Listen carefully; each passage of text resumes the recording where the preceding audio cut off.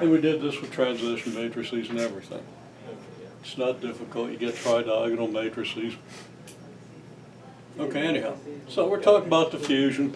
I'm going to go back to my bugs and trees model, but it applies to any kind of diffusion. Diffusion of a chemical, diffusion of thermal energy, heat, okay? Diffusion of electrons through material. Okay, so it's broadly applicable. The two big equations, partial differential equations, are the diffusion equation and the wave equation. Okay?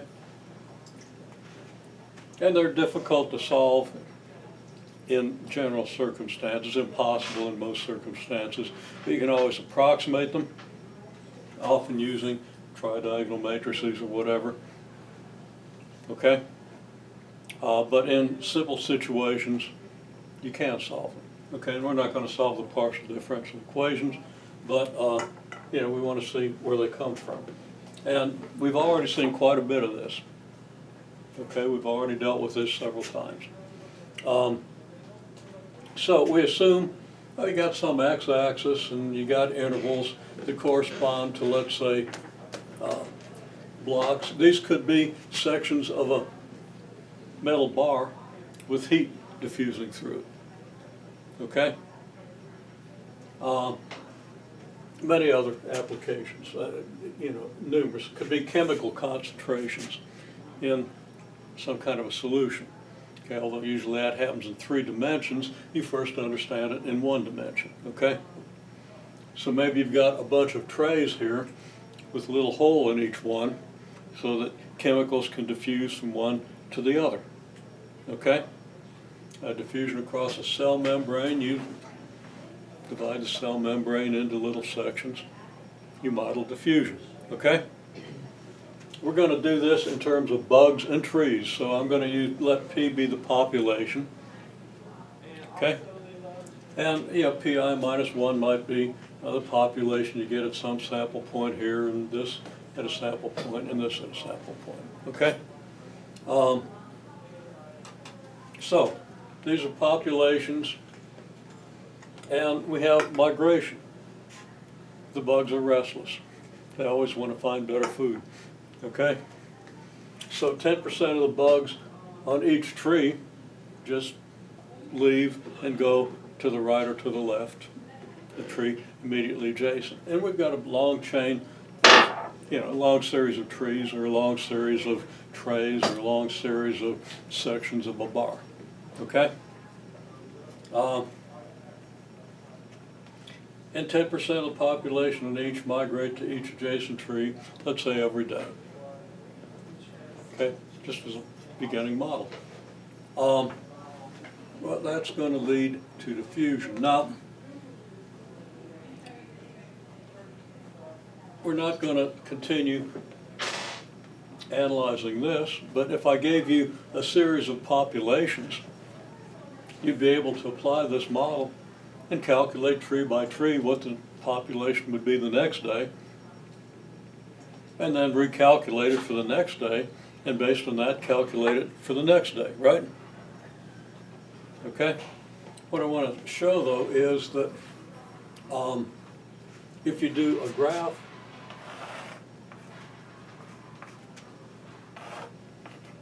of population versus position at 3 trees, okay?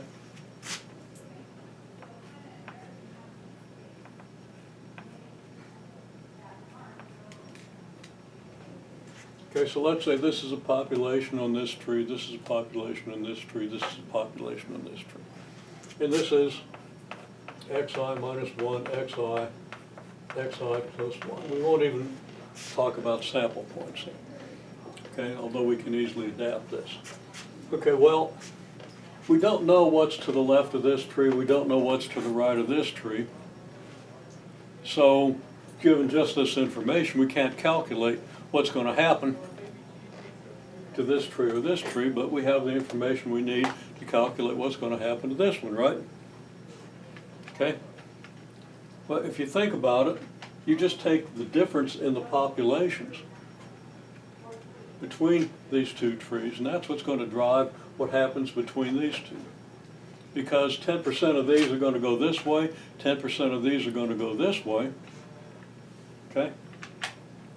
So 10% of the difference is going to tell you what happens here, okay?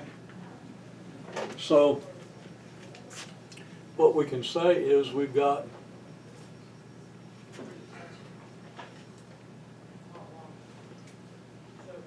I'm not going to label it updating. I'm just going to, we know this is population PI minus 1 PI and PI plus 1. That's what these distances indicate here. Okay? So what it comes down to is the slope here is going to be proportional to the exchange between these two trees. Okay? In such a way that the negative of this slope is going to drive the population on this tree. Okay. This tree has greater population than this one. Okay? So you have a negative slope here, but that's going to result in a positive population change on this tree, at least as far as these two go. And then the slope here, which is positive, indicates, well, it follows from the fact that this tree has a greater population than this one, so that we're going to tend to have a migration from here to here. So there's a tendency to migrate from here to here, tendency to migrate from here to here. Okay? So we can say that the tendency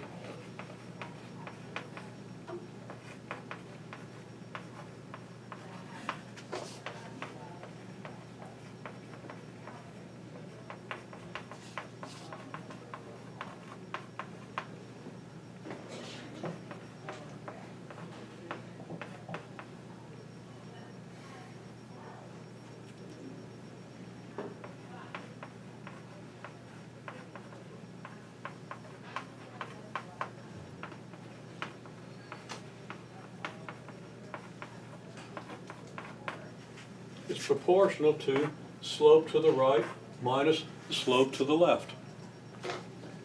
Okay? Now, assuming we have the same delta x here,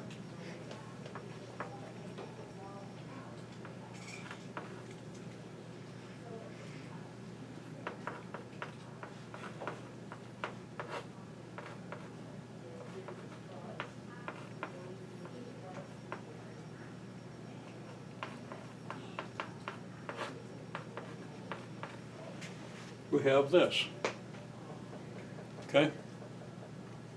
And this is approximately equal to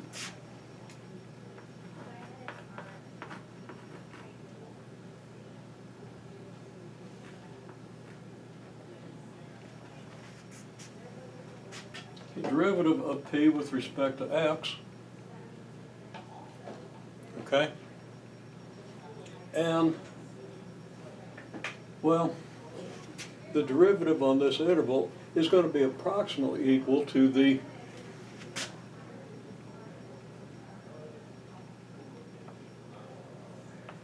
let's call this x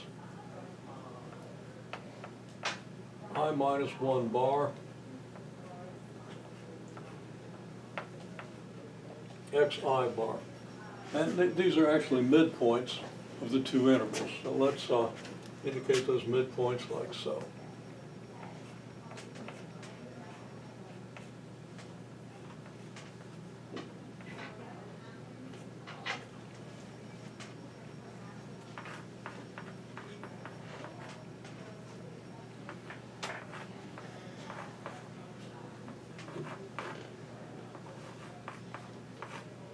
Started to write that wrong, so it's a little.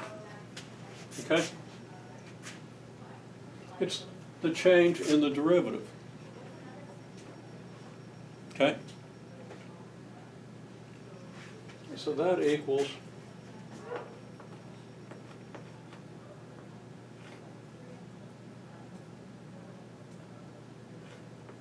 I'm going to change, that's the change in P prime, okay? Now,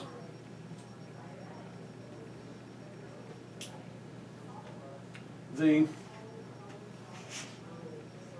change in P prime will be bigger if you have a bigger delta X, right? Okay? If you want to know the pressure on this thing,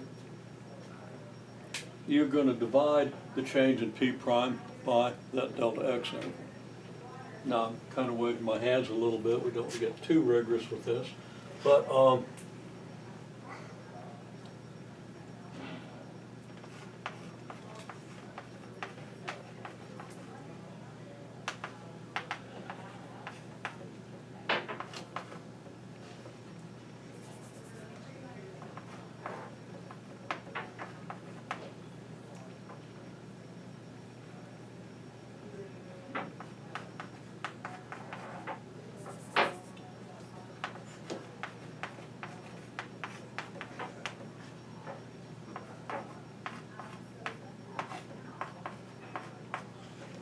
that's the change in P prime with respect to X, rate of change of P prime with respect to X.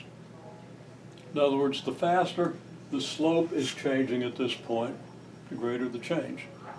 Now, we did this same thing when we modeled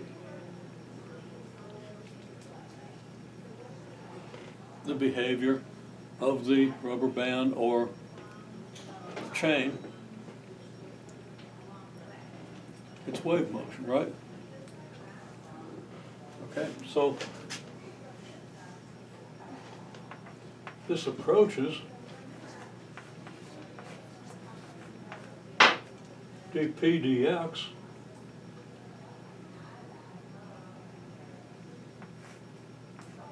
over delta x, which approaches the derivative of dp dx with respect to x, which is a second derivative of p with respect to x. Okay?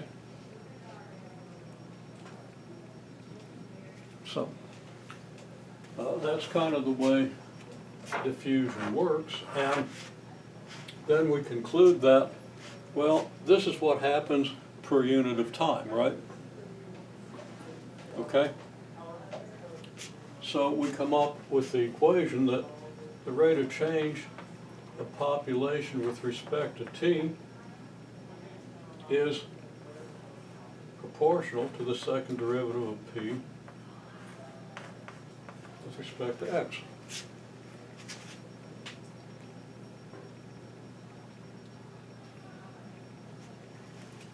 And this is a general relationship for diffusion. Now, this is not a rigorous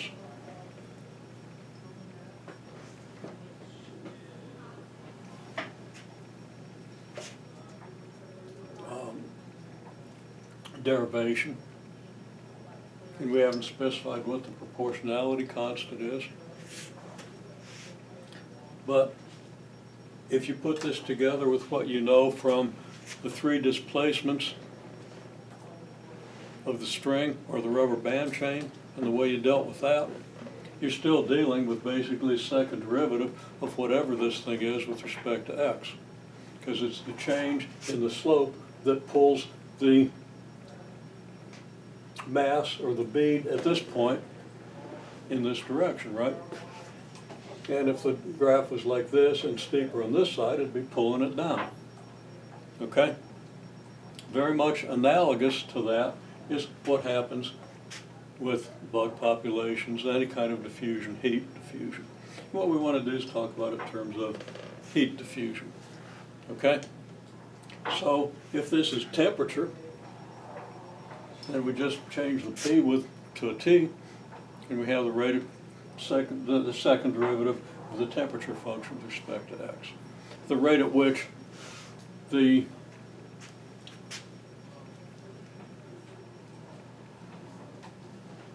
temperature gradient changes.